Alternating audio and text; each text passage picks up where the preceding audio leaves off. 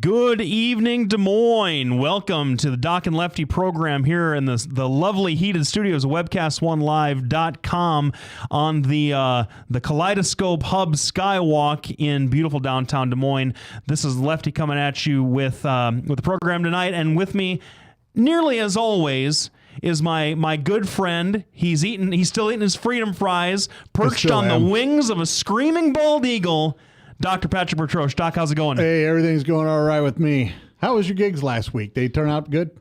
Oh, the gig a couple weeks ago was fine. I got another one coming up here on Friday. Yeah. But yeah, it's rolling right along. Good. I'm glad to hear that. Now, the other thing I want to say is I wish that when you came out and saw your shadow here about a month ago, that you would have just said, "Hey, listen, winter's over." Here's the funny thing about that. If you couldn't tell, I'm rocking the pink shirt. Right? Yes, the pink underneath the sweatshirt. It looks white on the screen, but right. It's pink. Well, hey, no, that's fine. I'm rocking the pink shirt because I'm feeling extra cocky. And the sweater and a pair of pants that I haven't fit into in a couple of years. So when I crawled out of because I've been working out like a fiend over the last few weeks. Good. Looking good. Thank you. I came out of my shadow in early February. Let's say on or about February 2nd, let's say. And I looked out and I saw my shadow and I thought, you know what? I'm going to keep this winter around because this cold temperature is helping my calorie burn, and I'm going to become a skinny groundhog by the next time this groundhog day rolls around. I certainly hope so, because I'm going to tell you, weather forecasters are, kind of worthless. Now, don't get me wrong. I like Ed Wilson. I do. He's a character. Last week, it's going to be 50s this weekend, 50s this week. He couldn't. No one else was saying that. That can't be true. Well, my phone was saying it. A couple other people saying it. Weather.com was saying it. And then all of a sudden, bap, right in the face. You know what's funny? You know what's funny about this conversation before we go into the first break here? Iowans are so fun. I was a couple of my friends were in town over the weekend. They're piano players who do the dueling piano thing. I only get to see one of them basically once a year. He runs a bar down in Gainesville, and my other friend brought his very lovely fiance with him. She's from Idaho originally. So born and raised in Idaho, lives in Boise. And he and some of the listeners who saw the interview with my friend Pappy, that's who I'm talking about. My friend Pappy from Colorado brought his fiance from Boise, Idaho. And the first thing, trying to make conversation with her, we didn't really have much in common besides him, and he was working, so I had to kind of try and talk to her a little bit, was the weather. Iowans, we go straight to the weather. We all every time. Isn't it? It is so crazy. I bet you've never seen weather like this in Idaho, have you? Well, we have mountains and snow, so yeah, I have actually. Yeah. Well, what they don't see is howling 60 miles an hour winds, and then completely nice blizzard. 20 minutes later. I got it clear. Yeah, yes. It's and here's another funny story about the weather before we go on to the actual meat and potatoes of the show. I recently moved. I moved over to the good side of town, the northeast side ish, over by North High. Yeah. And not too close, but over by North High. No, just kidding. Because you don't want to be that close to North High. And we moved in next door to a guy who's been living in his home for 40 years. Yeah. And those are the best kind of neighbors. Well, this second only to you, my friend. Yes. And he's a 78-year-old guy who is a hoot and a half. And I was out, and we're coming home. Megan and I were coming home from grocery shopping, and he's really polite to her. He's always been kind of short and gruff with me, very polite, chatting her up like an old flirt. So he starts the conversation off by saying, "Oh, who ordered this snow? What about this?" Kind of doing the old Iowa complaining thing about the weather. And I made the comment of, "Can you believe that it was just 40 the other day and now we have snow again? That's just crazy." And after he commiserated with my girlfriend about the weather, I make this comment off of his conversation starter, and he looked at me and he said, "Hey, it's Iowa, boy. Love it or leave it." Well, I think, put me in my place like none other. I think he's sweet on your girl. Well, that's what I think. Who wouldn't be? That's right. You've met her. Oh, yeah. Beautiful. Thank you. So now I'm going to also tell you, this is an interesting thing that I saw one day as I was looking up the temperature on Mars, because I always like to think that we're warmer than Mars, but there's been days we have not been warmer than Mars. You Me. might have seen weather like this when you're a kid. Frank has never seen weather like this, ever. It has been at least 25 years since we've had a winter this bad. With the temperatures, consistently. with the snow, and all that other stuff. Remember, I 25 years ago, I wasn't in Iowa yet. I was still in South Dakota, but my parents tell me that I was born in one of the worst blizzards that Sioux Falls had ever seen, the blizzard of '82. That explains the skin tone. Well, hey, I got to blend in. Yes, this is a survival mechanism, a fight or flight response, and I have small hands because you're a chameleon. That's right. That's right. I got to blend in. So anyway, it's break time. After we get back, we're going to get to the meat and potatoes of the show, and because apparently meat and potatoes, and obviously he's on a diet, and I've been on a diet, so we're hungry. I'm starving. Yes, actually. So we're both starving. Frank, you better watch out, man. We might resort to cannibalism. Anyway, we'll be back right after the break. Stay tuned. Thanks for tuning in to watch the show. We'll be back to discuss some international news. It's going to be important to Americans everywhere. Petrosh and Associates, how can I help you? Petrosh and Associates will provide you with a friendly, caring, and confidential place to find help for mental health concerns. We are ready for your call. Our doctor, Dr. J. Patrick Petrosh, provides a full range of psychiatric services for children, adolescents, and adults in a forthright and informative manner while maintaining a casual, comfortable, and relaxed atmosphere. All across America, there are countless numbers of people struggling with addiction and other life-controlling issues. Probably someone you know and love. There is a way out. There is hope. Transformations Treatment Center in Delray Beach, Florida, has a unique approach to substance abuse treatment. Call now and ask about our Guaranteed Success program or log on to transformationstreatment.com. Transformations. Change your life. Change your relationships. Transform your world. From the RE/MAX Real Estate Concept Studios, this is Webcast 1 Live. Hey, welcome back, everybody. Thanks for tuning in. We have, I would say we're looking globally today because once again, the world is in a tailspin. Although it seems like there's a lot quicker resolution. Of course, I'm talking about Ukraine, just so we can get that out in the open. And we actually have a resident expert. My good friend Doc over here is a well-worn traveler of Ukraine, knows Ukrainian politics inside and out, knows the people really well, knows the lay of the land, and has some interesting perspectives about the relationship with Russia. We've talked about Ukraine before in the past and his connection to the country. But just for a refresher, if anybody is like me and only listens to their news on podcasts and is always perpetually a day or two behind, the conflict in Ukraine that broke out a few weeks ago that left, 30, 40 people dead. The entire thing has left hundreds missing, and I believe hundreds dead. Disappeared. Yeah, but this last weekend, the death toll was 80. Was 80? Yeah. I had heard that the initial reports were in the first clashes it was 12 to 20 and then 24 or so. That was Friday. Then it escalated on Saturday this is how fast moving this whole thing went down. So we have back in September the pivot away from the EU, and the people flooded the streets. They went out into Maidan, Independence Square, I think is yes. is what it is in English. Went out and were protesting the decision, and the country there was no clear consensus in the country, and that's not to say that Ukraine wants to be a Russian puppet. I'm saying that Ukraine is a split country. It's got two brains about this situation. And so it was cast in Russia as, the elites and the nationalists in Kiev are riling up everybody, and you good folks here closer to the border over in Crimea and that region. Yes. Not as bad of a situation for you guys, and you should, kind of help us fight this off. Well, the government, an old KGB. Well, actually, no. Yanukovych wasn't a KGB guy. He was a warlord. He was one of the old rebels who fought against.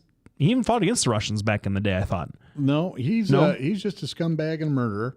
and was one of the original oligarchs when the wall fell. Oh, sure. And part of the problem here with all these countries that we're talking about today, they have one thing that's a problem, that's their property rights. And so we'll discuss that a little later.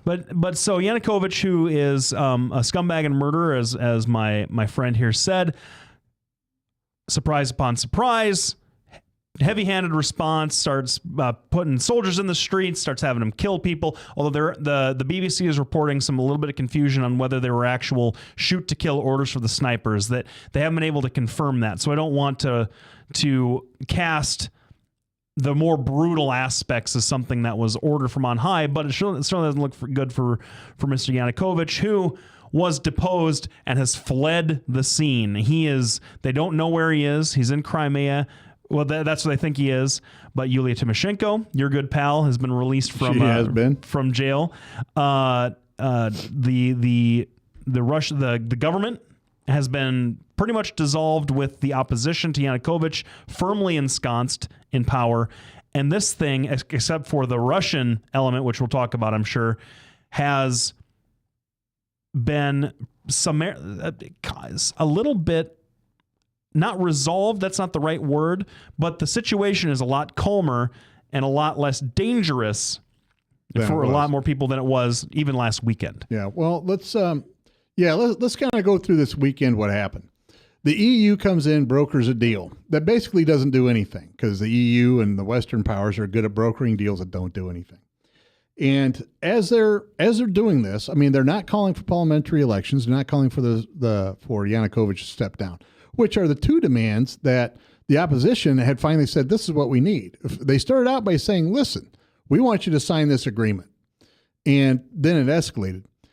So this weekend, they signed this agreement. Everybody's talking about, well, at least it's a ceasefire. And then there's a fella named Volodymyr Parashuk. And he grabs the microphone. They're all up there talking, all the opposition leaders.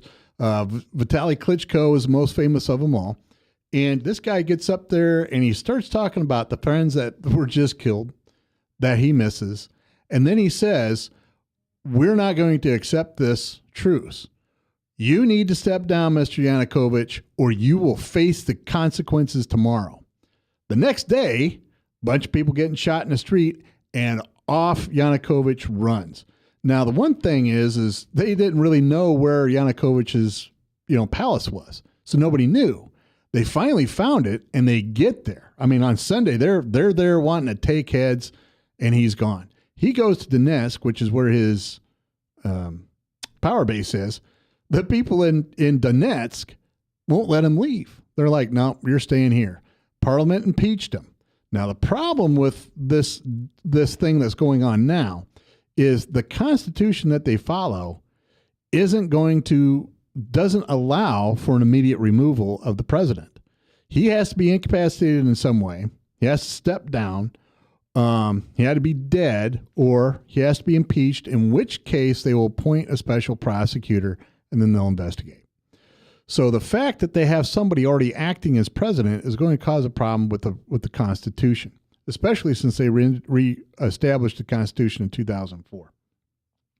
Now, one of the things I found was very interesting is back in November when this whole thing started up, Yanukovych called in the troops. The army's been there the entire time. I'm sure he's issued orders to shoot these people, and the army has said, we're not going to. We're here to protect the public buildings. Now, he had the head of the Berkut. He had him fired because the Berkut is their secret police, and they wouldn't fire on the citizens either. He replaced him, I think it was 10 days ago. The new guy, he's out there. I'm sure he gave a kill order, although, Lefty's right. We need to wait and make sure. But I can tell you that I have firsthand personal accounts from reliable sources that the people in the Maidan were under fire if they were out there. The entire Maidan cleared. You don't see any pictures of this going on. All you see is people getting shot trying to walk along the street. That's really, they're out there looking for Yanukovych to have him face war crimes. There are hundreds of journalists that are missing or dead. There are several journalists that I know personally with assassination attempts, right? There's no other word for what's happened. So even though things have settled down, things are not calm. All They're right. not, and they're not over. And they're not over. There was a report on public radio yesterday talking about how folks in the opposition on the streets are still going around and giving interviews, and when they give interviews or are seen by any national news outlet, are still wearing ski masks because, as one analyst put it, they don't want to be identified by the Russians when Putin decides whether or not he's going to send tanks in to crush the opposition and reinstall his if it's not It's not a coup. Well, hold on. I can't. What was his name again? Yanukovych? Yeah, Yanukovych. Gosh, Right. I had the Y, but I couldn't come up with the name. If reinstall, if not him, then one of his cronies. And that's the real fear from the reports that I've heard. That's the real fear on the street with the opposition is that, no, I didn't want to say that it was resolved or settled. I wanted to say that the initial ouster of this guy was done. And he's gone, that no one can find him. He's still he's popping up every once in a while calling himself the president, but he's gone. Russia's calling it a coup. Russia's saying everybody better back off because we're going to do something, but no one knows what it is. Here's my question to you that we'll get to right after the break. All right. Well, we'll be back right after the break. Listen to Doc and Lefty here on webcast1live.com. Thanks, everybody, for tuning in. We'll be right back with Lefty's very important question. Hey, psst. Let me let you in on a little secret. You ready? Always try to do business with people, not places, especially if you seek honest Christian business people. And when it comes to my car, I really need to trust who's working on it. Now, my family is so blessed. A few years ago, we found a family-owned automobile repair shop that operates as a Christian business also. Open, honest, reliable, trustworthy. It's AMCO on Hickman Road in front of Kmart, and it's a family-owned Christian operating business. This family treats your car as if it was their car. Everything from oil changes to transmission repair and everything in between. So the next time you feel the need to be at peace with your choice of who you can trust with your car, give AMCO on Hickman a chance to serve you. And tell them Max sent. Hey, welcome back, everybody. Thanks for tuning into the first couple of segments, and thanks for sticking around with us for this hour. This is the Doc and Lefty program on webcast1live.com. We certainly do want to thank our sponsors, Petrosha Associates, Labinas Law Firm. I want to thank all the sponsors that help keep the lights on, and our producer in fine silks and linens. And just want you to pay attention to the ads and patronize those places. They're all local businesses, and that's all I have to say about that for now. My question to you, Dr. Bertroche. Oh my God, now I feel like an authority. Well, we have a situation where all the international observers are mostly concerned, I don't want to say all of them, but mostly concerned that Vladimir Putin is going to do something militarily with respect to what the Russian media and the government are characterizing as a coup. Two questions, I guess. One, is it right for them to call this a coup, given the other international things like in Egypt and Libya and so on, in the past? And two, what are the political calculations you think are going through Putin's mind about whether or not to roll tanks into Kiev? Well, that's a complicated issue. And the truth of the matter is this afternoon, Angela Merkel, who's, runs Germany, called President Putin, specifically to talk about Ukraine and how Russia needs to stay back and not interfere. Russia has said the same thing to us. Here's the reality. We don't need Ukraine. The United States doesn't need Ukraine. We don't. We're not willing, we're not going to be willing to send troops over there to die. We saw that in Georgia. That was very clear. The Russians have a habit of flying over Ukraine along the border anyway. They're always threatening them. They cut off the oil. They cut off the heat. They do all kinds of stuff. Now, nobody, and I mean nobody, is sad to see Yanukovych go. Putin isn't. The Russians aren't. Nobody's sad to see him go. What really is at stake is self-determination. Are they going to go back to the Russian way, which is dependence, or are they going to go towards the European way, which is freedom and independence? That's a decision that you have to make, that they have to make. And honestly, this is not really a civil war. I would call it, what this is people protesting their government. Keep in mind that the parliament, which has the power to impeach the president, impeached the president. That's not a coup. It would be like, President Clinton being impeached. Some people can say, well, maybe it was a coup, all this other stuff. He was impeached, and then he was allowed to stay in power. The process now is, since Yanukovych is gone, who's running the country? Well, they have essentially the speaker pro tem of the parliament given these executive powers under an emergency law. Putin is a smart cookie, and he's a steely-eyed SOB. He's been facing off from a position of weakness against the United States for easily the last 15 years. And for the most part, he's won most of these contests. He won the contest in Syria. He's winning the contest again in Syria. He won the contest in Georgia, right? And any time that we go over and try to mess in his bailiwick, he outmaneuvers us. Now, that's Bush, it's Obama, that's Americans in general, because we truly don't understand how they think. And we talk about that a lot. Well, the cultural psychology. Well, and I want to ask you this, unless I'm going to interrupt, you're on a roll, but I am a little bit. But I wanted to ask you that because did he really win anything with Syria specifically?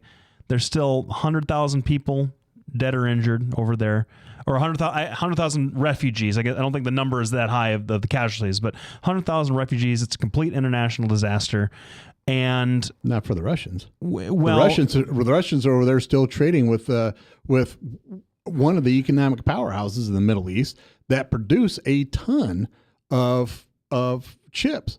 Syria is the Silicon Valley of the Mideast. Well, so so they're still trading. They're still getting oil. They're still shipping arms to them. They're making a bundle on these arms. So from the Russian perspective, they're winning because they don't care about the loss of life. They pay lip service to it. But you're talking about an army in World War II that cleared minefields by walking a battalion of men through it. Well, sure, that's the same. It's the same attitude now. But once, I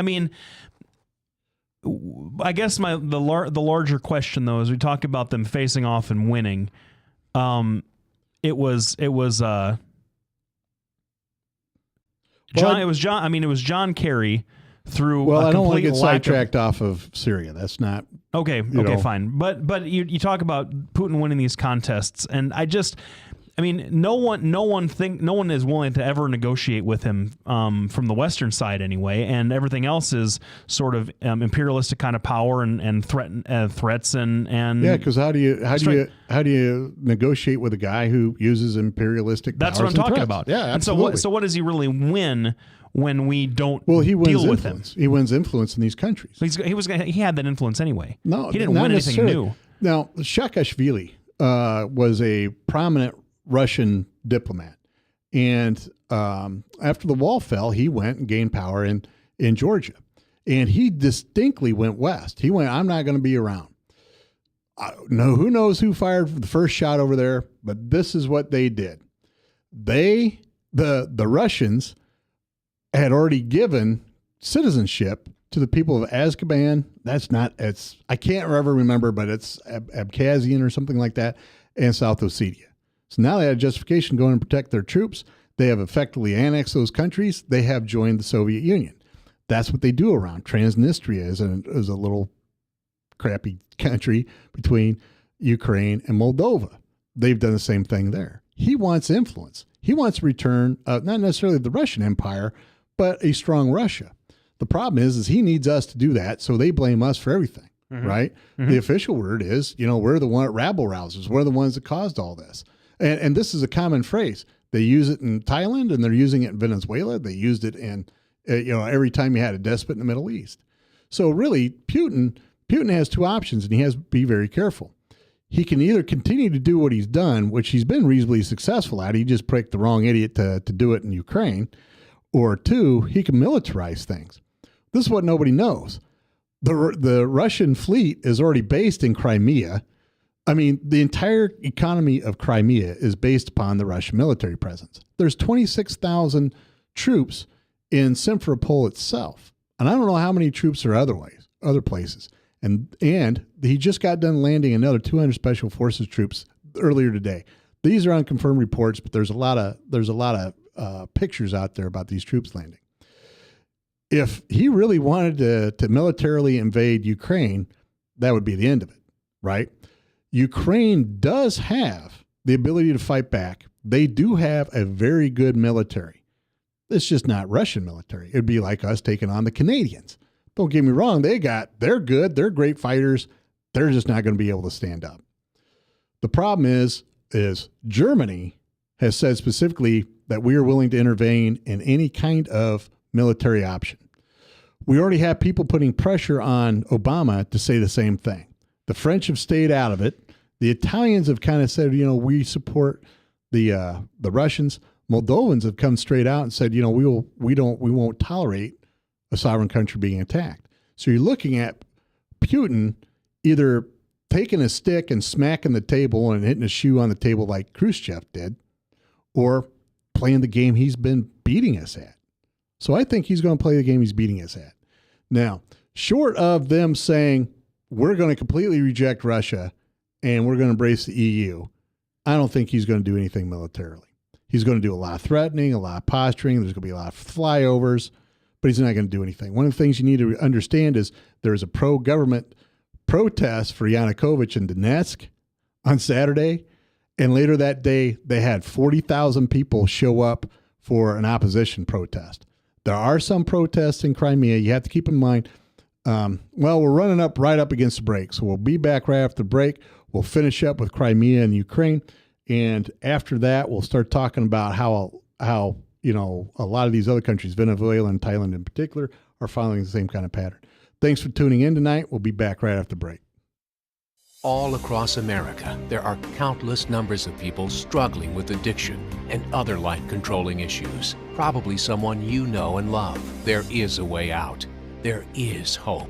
Transformations Treatment Center in Delray Beach, Florida, has a unique approach to substance abuse treatment. Call now and ask about our Guaranteed Success program or log on to transformationstreatment.com. Transformations. Change your life. Change your relationships. Transform your world. Whether you're 10, 25, 50, 80 years old and beyond, everyone needs to live within their means. I'm Tom Coates with Consumer Credit of America. For almost a quarter of a century, we've helped people of all ages learn to manage their personal finances to benefit them far into the future. When problems arise, we've got the experience you need to make those debt problems go away. Got financial problems? Call Consumer Credit of America. From the RE/MAX Real Estate Concept Studios, this is Webcast One Live. Hey, welcome back, everybody. We're talking international unrest. It seems like you can't turn around without bumping into a country right now that just is not, I don't know, falling apart's a little bit too harsh. I don't know that Ukraine is necessarily falling apart. You certainly don't think that Venezuela is necessarily falling apart. One of the other countries that's having protests and some violent, heavy-handed tactics from its government. And let's talk about Venezuela for a second, because even though things were not wonderful let's stick with Ukraine, because I've gotten several. Oh, okay. Several Yeah, go messages ahead. here. Go ahead. So, one of our loyal listeners says Putin knows that U.S. won't do a thing to him. I'm going to disagree a little bit there, because you have to keep in mind that Europe is dependent upon Ukraine to pipe all that energy. And Russia is dependent upon Europe to sell that energy to them. I mean, if they can't sell energy to Europe, Russia collapses. That's just all there is to it. The problem is if Russia has control of the pipeline and the oil fields, game over for Europe. They're basically a Russian satellite that time. And that's what Europe knows, and that's what America knows. So if Putin does invade militarily, I would expect to see a military response from NATO. I really would. Oh, if if Putin invaded, I guess, sent support. Oh, of course. Yeah. Oh, yeah. And then the rest of it is Obama administration cuts military and are standing in the world. And that's an opinion that's shared by a lot of people. Putin is a tough KGB guy and Obama is a liberal wussy. Now, fine, that's an opinion, but then liberal that argument doesn't hold water anymore. And I guess I would tell our loyal listener it's not 1982. What's funny is another loyal listener sends me this pictures montage of Putin out, chopping wood, riding horses, judo, shooting guns and fishing, bare chested, looking like a man. And there's it says their guy and our guy. And there's Obama. He's golfing. He's swimming. He's sitting there on the view and eating ice cream. You're like, it's funny. It's not accurate. It's not accurate at all. It's no more accurate than Gerald Ford being a bumbler. You're right. Right. So I sure do enjoy when conservatives are so moon-eyed gaga over the Russian president. Okay, hey, you know what? This guy isn't necessarily googly-eyed. I mean, he's more love-ins for Vladimir Putin, and that's fine. My old communist heart really enjoys old school socialist tactics like this. Yeah. Well, the thing about Ukraine is they're going to spend some time getting this figured out. They're going to start going forward. Part of the thing is Crimea most likely will break away, and they'll do it just the way these other breakaway republics have done. That is, they'll fast track Soviet citizenship or Russian citizenship for the people of Crimea, and they'll take advantage of it and say, well, you can't do anything in Crimea. Part of the problem is Crimea, when the Russians first, took over Ukraine, was a Russian satellite. I mean, it belonged to Russia. And they deported everybody who wasn't Russian. I mean, they just got rid of them. Pooches or whatever you want to call them, they're dead and gone. So now 80% of the population is Russian. But in, I believe it was 1956 or 1958, Khrushchev went, well, you know what? We're going to give Crimea to Ukraine. Well, that'd be like, somebody saying, well, hold on, we're going to give you, Belize. Here you go, U.S., here's Belize. And we're like, it's not really ours. And Belize is going to go, yeah, we're not really theirs. And that's what's going on. That's an attitude down in Crimea. So that is a strong Russian base. But even though that's a strong Russian base, you don't have people out in the streets pro-government protesting. They have people going, the opposition are a bunch of crooks. And, and be that as it may. The other thing is no matter what government is set up, it's going to be filled with crooks and thieves. And that's part of the problem with all of these countries that are having problems. And that is their property rights are not sovereign. And what happens is the government, all these governments can come in and take your stuff. If you have a place and you don't do, like, let's say you have $1 million place on the sea, you're not towing the line like you should with the government, they can come in and take it. If you don't have guaranteed property rights and reinforced by the rule of law that's inviolate, then what you have is chaos like you see in these small countries that don't have property rights like we have. Part of the problem is the wall fell. All the ruthless and wealthy bought the rest of Ukraine, and now they own everything. Well, that doesn't provide a lot of opportunity for the small businessman who, as we know, is a driver of most economic progress. That's essentially what's going on in Venezuela. So now with that segue, have at it. Well, the Venezuela, it's interesting because it hasn't been getting the kind of press because it only started to ramp up violence in the last couple of days. Well, which brings us back to a point we make a lot. The press is at fault for a lot of this. How come people have to start dying before it starts making news? Right? Well, absolutely. Well, because here, I have I think what would be an answer that makes sense, at least to me, in that regard, is until human rights are being violated, international human rights are being very clearly violated, and government violence against the citizens is one of those things that you just don't do. Protests and arrests and things like that, especially over organic problems that are organic to the country, like in Venezuela, especially in Venezuela because of the high inflation and the misuse of state resources, things like that. That's not an international story at that point. International reporters are not looking at that very closely until it starts to get ramped up. It starts to get violent. And I mean, until it gets violent, they can't sell papers.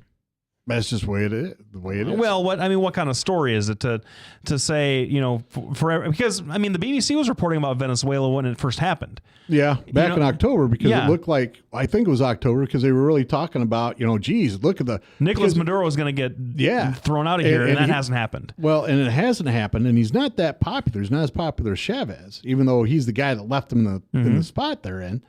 But if you look at the protests, I mean, the Maidan is a big area, right?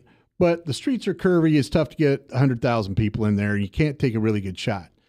Right down the middle of Caracas is this wide avenue where it's just impressive looking. So they started covering that. And, the bottom line is it looked like it was going to get violent. It didn't. They backed off.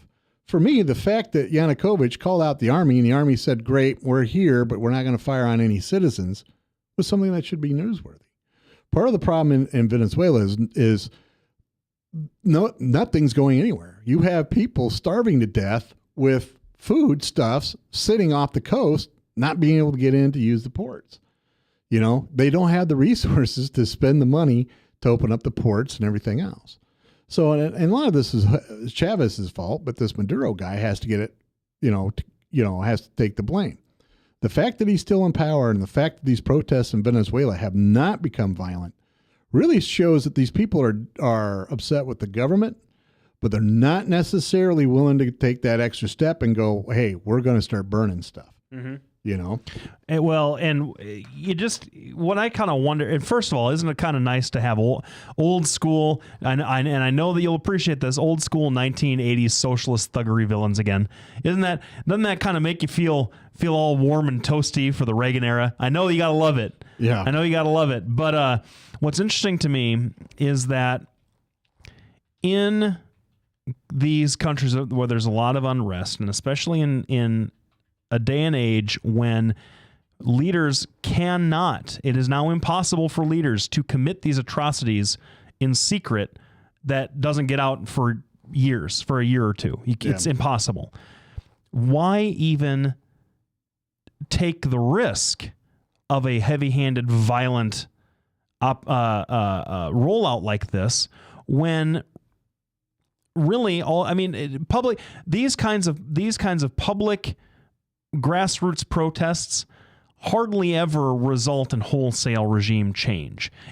That's true. It almost takes the government to respond in a violent overreaction for the rest of the world to throw their moral support behind it, and then that gets certain generals to defect, and then the opposition starts to get armed by people outside the country, and that's when you have these violent coups like in Libya or Egypt or whatever. So why?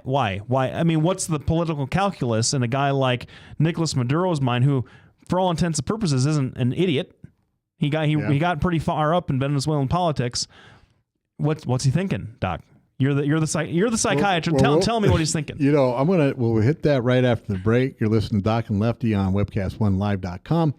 Thanks for tuning in and listening to us. I want to thank Lubian's Law Firm and Bertroshan Associates for sponsoring our show. Oh, and also our very overappreciated and underpaid producer, Frank. He said this is what he could afford for lunch today. Man. Anyway, we'll be back right after the break. From the RE/MAX Real Estate Concept Studios, this is Webcast One Live. Get away from us, you mean old credit card. We don't have any more money. We're in trouble now. Save us! Help, somebody save us! Somebody help! Help! Save us!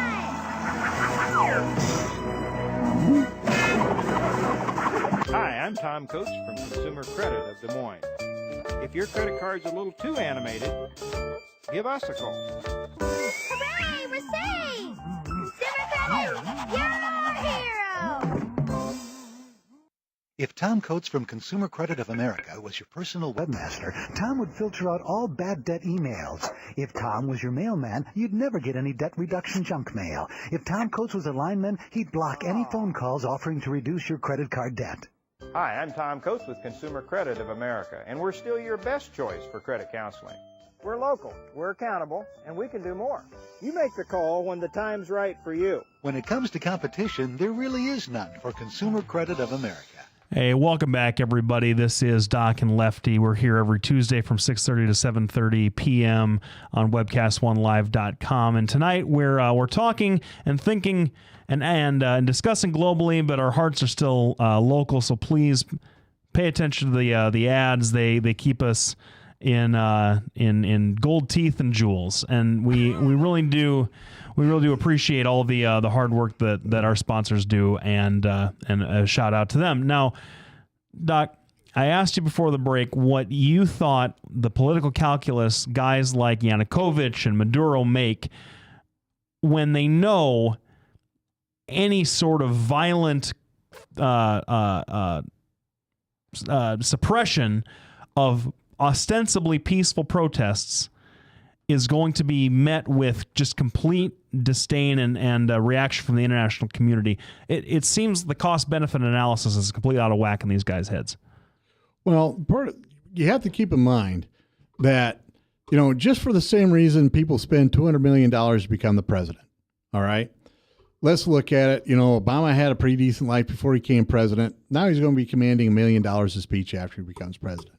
Now, I'm not saying that's why they run, but I am saying that's one of the benefits of running. It's the same thing for Yanukovych. Here's Yanukovych has a $75 million house and getting billions of dollars a year in payoffs from Russia. And the new reports out are about how he personally enriched himself. It's an interesting little tidbit to the story. Yeah, well, the other thing is, if you read about Chavez down there, he did pretty much the same thing. And that's the problem with all these, third world dictator countries. And I understand Venezuela is not a dictatorship, but, essentially devolved into that because he was so popular. Well, he did a lot of mismanagement. Maduro comes in here. These people, one, crave power and they enjoy it. And two, there's a lot of money associated with it. Even running a little crappy country like North Korea, there's a lot of money and a lot of prestige. You live a lifestyle that, frankly, we can't live. When was the last time you invited Dennis Rodman over and he showed up? Oh, it was last Thursday, but he just showed up uninvited. Is that it? Yeah. But you get my point. Right, that's why these guys do it. Say, what did you think about the human rights violation report that came out about North Korea? I don't think we discussed that at all. Well, the truth is I haven't read it. Well, hold on. I did read it, but I didn't read it in depth because what I believe it said, and correct me if I'm wrong, because obviously you've read it. What I believe it said is that, everybody's starving in North Korea and Kim Jong-un is partying like it's 1999. Well, I didn't read it a lot. Which is more like 1899. I meant specifically the highlights about worker conditions, death camps, forced abortions, really, really gruesome stuff that was taken from North Korean defectors who were able to escape and make it out. Yeah. And it just... Well, it's not much different than Kim Jong-il.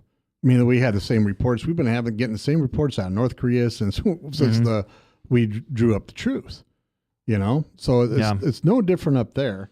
And, the trick is people get together there, if you, when you have a despot with absolute control and your choice is go along or die, people have a tendency to go along. Right. And if you're able to defect, then you're able to defect. And, if you look at Venezuela, that's still fairly peaceful. People are upset because they don't have food, they don't have water, they don't have basic necessities. And that's because Chavez kind of hamstrung the country's economy. Maduro is in there. I think it's Maduro. Yep. Is in there doing the best he can to get things back going, but people are upset. He's only been in power not even a year. Well, he's a member of he's a Bolivarian. Yes. Right. He's a member of the revolution. He was handpicked by Hugo Chavez to be his successor to run in the next election. He got elected with an overwhelming majority. Nicolas Maduro did. But what's interesting is that folks that wouldn't dare go against Chavez when Chavez was alive, not necessarily even out of fear, but out of loyalty, are protests. This is not all opposition protests to the Maduro government. A lot of these folks are old Chavistas from back in the day who are fed up with a stagnant, regressive economy that, frankly, it's tough to see what good choices were made over the last decade. Yes. These expansive public works projects were sort of abandoned for lavish handouts to folks, and the old Soviet style of really rule. It really was a tough kind of thing. Let's talk a little bit about Thailand. Thailand has had violent protests. I mean, they shoot people in the streets. They've hauled off some people, but that really hasn't made the news. But it kind of seems to flare and go away. It looks like the Venezuela's government and Thailand's government are going to remain. Mm-hmm. Now, I'm going to ask you a question. Yeah. What do you think the chances of Ukraine getting their act together and getting a stable government in there? That's a good question, because I was going to ask you something similar, because what some people are talking about, and not sort of the more impartial outside observers that or university experts about the region, but a lot of folks on the eastern side of things, eastern ideologically, not necessarily geographically, talking about a partition of the country. A lot of these folks on the Russian side are very, very upset with the thought or the notion that nationalists in Kiev are going to come into their communities and tell them, you can't teach your kids Russian anymore. You, who for generations have been closely tied to Russian culture and the Russian language and the Russian history, but you're in Ukraine and you're going to be Ukrainian or else. And that is some of these opposition folks who are now kind of in power are talking about it, and there is the fear that they're not going to bring in some of their own opposites, some of the Russian folks, and disenfranchise a lot of those Russian-oriented folks. If they do that, they're in huge trouble, because that's half the country. Yes, and I just got an email from one of our Ukrainian listeners, apparently, and she said that Kiev was the only city that got violent. And that was a show of force. But the rest of the country remained reasonably calm. And she points out that the fact that there was a counter-protest to pro-Yanukovych forces in the West means that most likely they'll all stay together. Now, the one thing the Ukrainians never viewed as their own was Crimea. They've never viewed that as their own. I mean, Ukrainians don't. The Russians do. The trick really is if your livelihood depends on making Russia happy, as it does in the western part, then, you're going to be a lot more circumspect with what you do. One of the things I know is that everybody was so hopeful for the Arab Spring and so disappointed by the results. Well, and that was the question. The actual question I was going to ask is, do you think this is going to leak over into some of these other old Russian influence, like some of these old satellites? So do you think we're going to see a Crimean or maybe a Central Caucasus spring? Well, you won't see a Central Caucasus spring, but you have Moldova and I can't say Belarus, Moldova and another CIS country who signed the agreement that Ukraine didn't sign. And the reason this is important is if Ukraine doesn't sign that agreement, the entire thing falls apart. But there's Latvia and the Lithuania and the Baltic countries that who have clamored to join NATO, and I believe they're already members. And you have Moldova, who has been working toward it. And after this, they reached out to the EU and said, listen, we're willing to do whatever it takes to get into the EU. You have Georgia stating that we want closer ties. Of all places, Azerbaijan has said, well, we would like to be able to get along with Europe and the Western powers. So that's definitely a domino effect. The problem is Putin knows when to strike. He's pretty good at his timing. And he'll just wait and he'll bring everybody back into line. He doesn't have influence in Thailand, but he does have a tremendous influence in Syria. But Venezuela does quite a bit of trading with the Russians as well. And it's strange to look at all these places going up in flames because, one of the conspiracy theories that's out there is that the Russians are actually creating this so that they can gain more power and get a foothold in there. The strange thing is Maduro in a single speech blamed the U.S. for meddling in his country and then turned around and asked us for help in negotiations. And that just seems to be the way it is. Russians always blame us. All the CIS countries blame us. So, the trick really is going to be what the Constitution is, how they're going to get the land back from the oligarchs, and how many criminals they can force out. And the Ukrainians have no respect for the rule of law because it's been utilized against them so often. It is not stable or consistent. Well, do you think that they will be able to successfully partner with the EU at this point, or do you think that that's done? Also, what is the long-term fallout for Putin's Russia over this? Because people are talking about this coming on the heels of Sochi and how Sochi was a fairly decent success for Russia. They were able to put on some games and then win the medal count. All the random bull crap that people pay too much attention to. But this is kind of a black eye. And it is, especially during the Olympics. Right. And I wonder what the long-term effect is going to be, or whether they're sitting on their heels because they know it's going to roll back in their favor. I don't think there's going to be a long-term effect to this. It's really going to depend on who they select as president. If they select Tymoshenko, don't expect her to live long as president. I'll just be straightforward with that. I think if Vitaly Klitschko gets the presidency, it'll be good to go.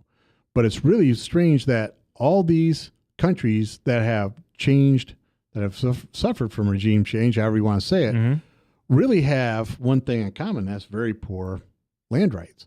And that's one of the protests that the Ukrainians say. It's one of the things about the Venezuelan opposition leadership has said. It's been a recurring theme throughout the Middle East, and it's a theme in Thailand at this point. Well, land rights themselves are sort of a fictional kind of thing, because really what they need a government that's willing to enforce or not enforce particular common law.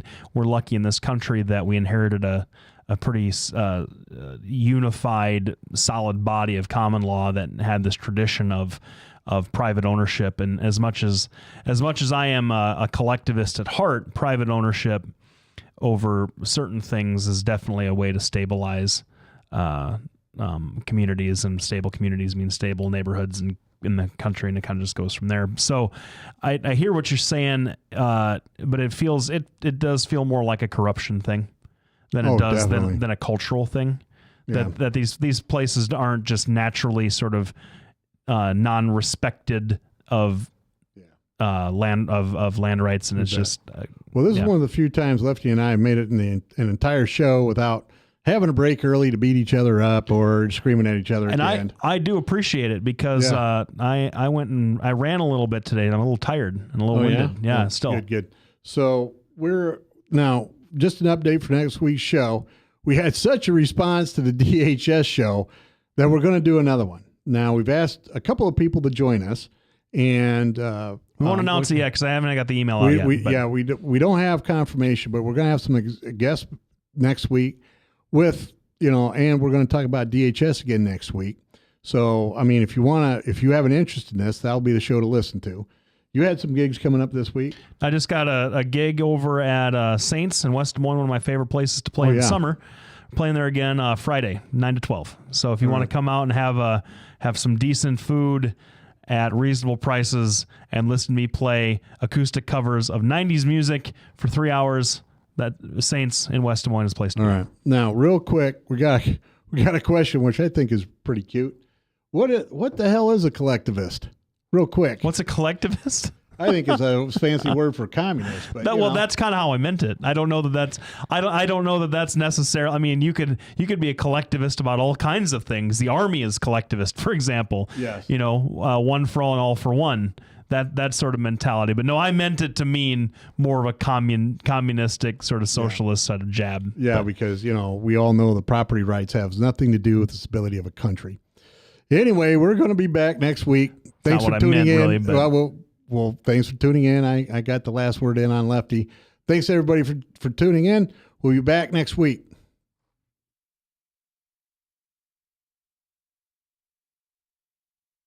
Hi, I'm Representative Tom Shaw, and I love these guys. Both of them. Love these guys.